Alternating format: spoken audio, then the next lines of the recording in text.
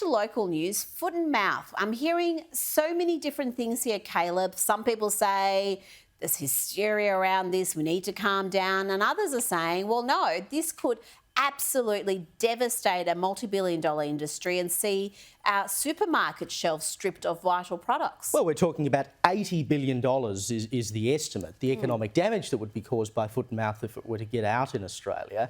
If they find it, there will be a 72-hour immediate lockdown on the movement of any livestock in the country.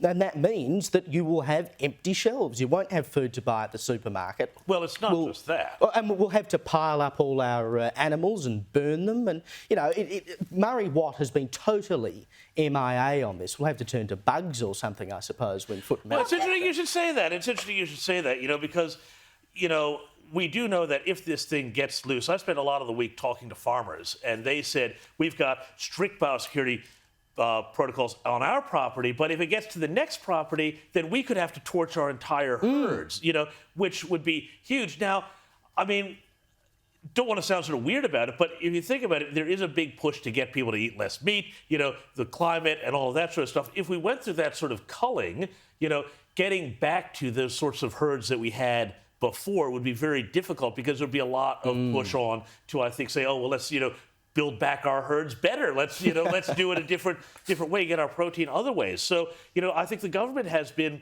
you know, they announced, I think, at least a week ago, they said we're going to have these foot mats to walk through coming off the plains of Indonesia. Now, as of the end of the week, they weren't there in Sydney and Melbourne and a lot of the main transit camps, transit points. I don't understand why they can't just simply say, look, we're going to search every bag that comes in from Indonesia. It might take you 6 hours to get through customs.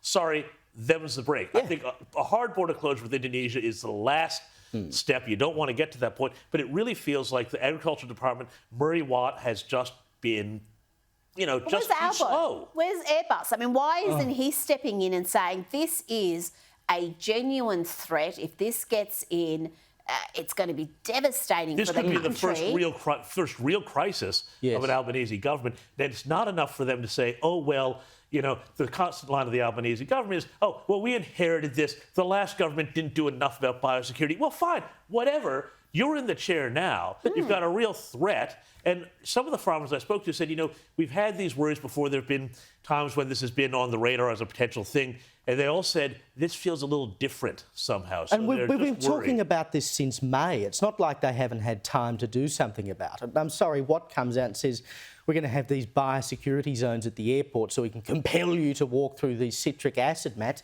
Should have done it weeks ago. I mean, there is just no regard at all for the agriculture sector because Murray Watts does not understand it. But it's very strange because, you know, Australia has always been so, you know, vigilant about biosecurity. One of the very first times I came to Australia when I was in the process of moving down here, more than 20 years ago, I had a bag of golf clubs with me, and they took my clubs and they cleaned every groove because they said, well, there may be a grass seed, you know, in one of those that would cause... Well, you try to come in with an apple in your bag. You have all sorts of hell. I mean, it just seems very, very relaxed about this, and hopefully we get through it without any sort of devastating consequences, but it'll be through luck more than anything else.